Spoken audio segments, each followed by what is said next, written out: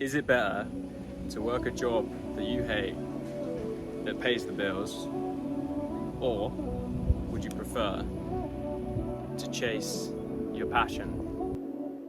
What I want to talk about today is about finding a balance between the two, because ultimately that's what's going to allow you to take smart action now and have lots of work and lots of things to do that aren't necessarily exactly what you want to be doing, but they're going to lead to what you want to be doing.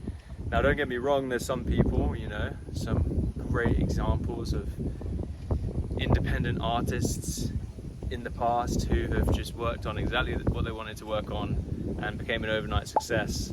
But it's very rare, and a lot of people idolize those people, and they don't look at all of the hundreds of thousands or millions of people that also tried that route but completely failed and had to readjust, or maybe they just quit and gave up on their dreams and their goals. So I think it's important to think about what you want to achieve ultimately, like what is your ultimate goal, what would you love to be doing in the future, but be patient and think about how the best ways to get to that.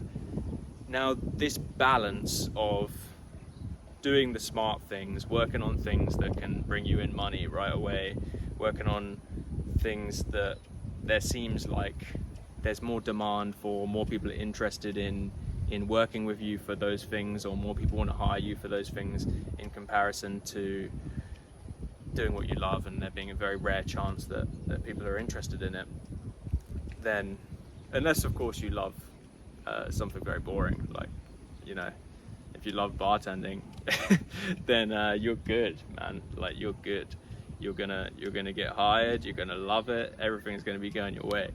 But I'm sure there are some people that love bartending, so I shouldn't say it's boring. But I found it boring when I did it. But even on a smaller scale, as a freelancer, I find myself day to day trying to decide. For example, there's some freelance gigs that I would really like to do. They're not my dream, as someone who wants to make movies and crazy things in the future. They're not my dream, but they're things that I would enjoy. They're fun, they're energetic, they challenge me, but they're hard to find. I don't have a lot of experience in them because they're hard to find, and not everyone is so openly looking for me to fill that position. There's a lot of great people that are already super qualified for those kind of positions, and that doesn't mean for me to not give it any time. But there's other freelance gigs which there's a lot of demand for, which, yes, there's a lot of competition, but the demand outweighs the competition, and there's still a way to reframe those things to be able to make them a challenge, to help you build your skills, so that in the future you can use those to do the thing that you really want to do. So the most important thing to do is, of course, you've got to keep in mind the things that you enjoy, the things that you love, and if an opportunity does come up for that, drop everything else that you're not so committed to. But until that point, you can't just sit around and do nothing. You have to find a way to make the stuff that is a little bit less interesting, but still challenging, and still builds skills in the right direction of whatever career path or dream job you want to have in the future, and go all in that. While that's the only card in your hand, while that's the card you've been dealt by life, take full advantage of it and appreciate it and be grateful for it, and don't make it a bad thing, make it a good thing.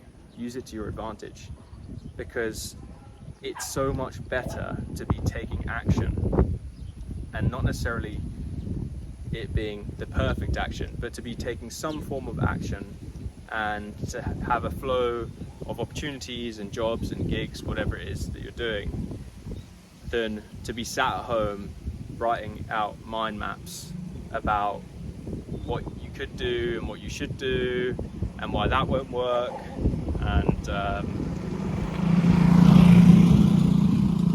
and just creating more and more self-doubt. And it is going to be difficult. There are going to be times where you feel like I'm not good enough. You know, no one wants me for the things that I want to do. And you're going to also not feel fully fulfilled at times. But that's where the second part of this process comes in.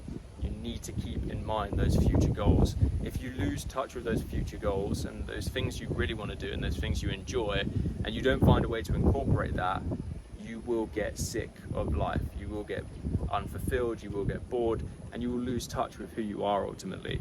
So it is very important to also look at opportunities that would be more exciting to you and find a way to apply for those. But don't rely on those. If anything, in the past I would have said put 80% of your energy into the things you want to do and 20% of the energy into the things you don't want to do. But today, I'd say it's kind of vice versa. I'd say put 80% of the energy into not the things you don't want to do, but the things that you can find a way to make exciting and you can see a benefit to them and they'll happen faster, versus putting 20% of the things that you really want to do, but they're kind of moving slow and there's not a lot of opportunity there. And constantly keeping in mind your ultimate goal, you know, your dream. Take time to reflect, to journal, to think about all those, you know, ways you want to live your life in the future. Don't lose touch with that ever. But by doing it this way and putting 80% of your energy into the smoother, more easier path, what will happen is you'll get a lot more opportunities, you'll gain a lot more experience, and you'll be way more qualified to position yourself for even some of those things that you're not so qualified for at this point, because there'll definitely be some form of crossover with the skills.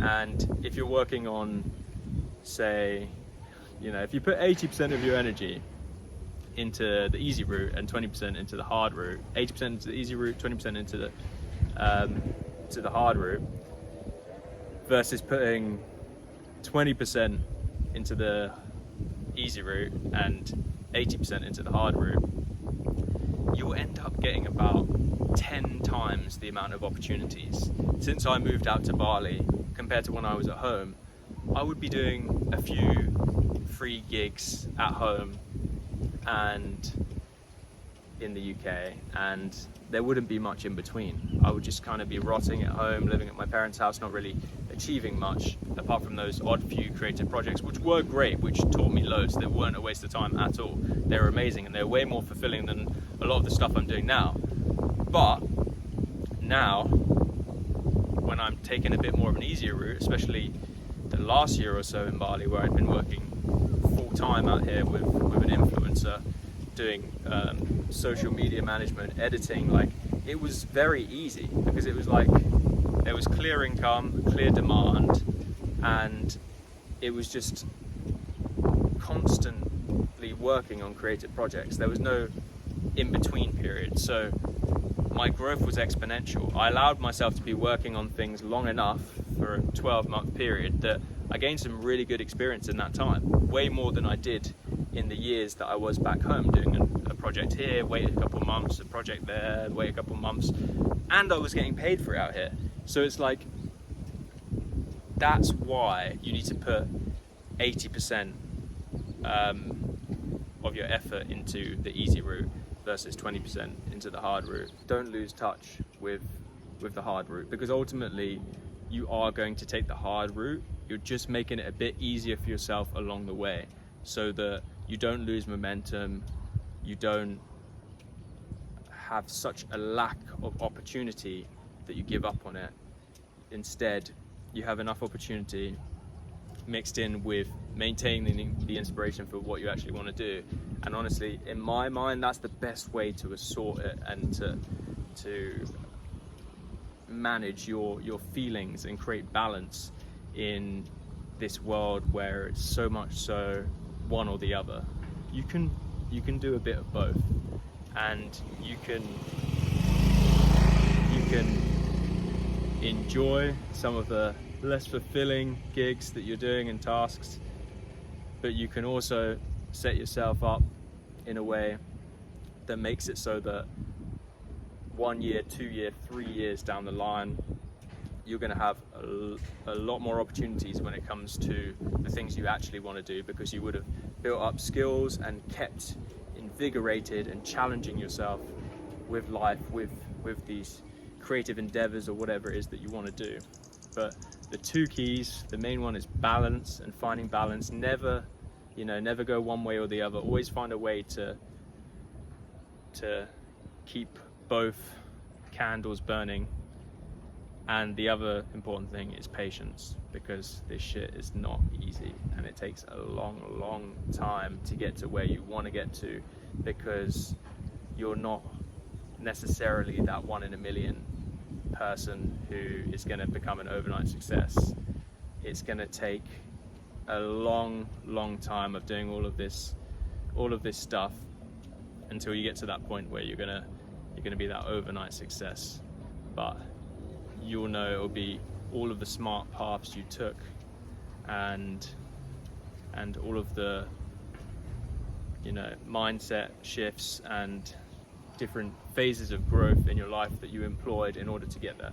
Anyway, I'm rambling now, so I just wanted to say that. I hope that resonates with someone, and just take that mindset with you moving forward, and find a way to keep your momentum going while also keeping in touch with what you truly want to do, and never forgetting that. All right, ciao.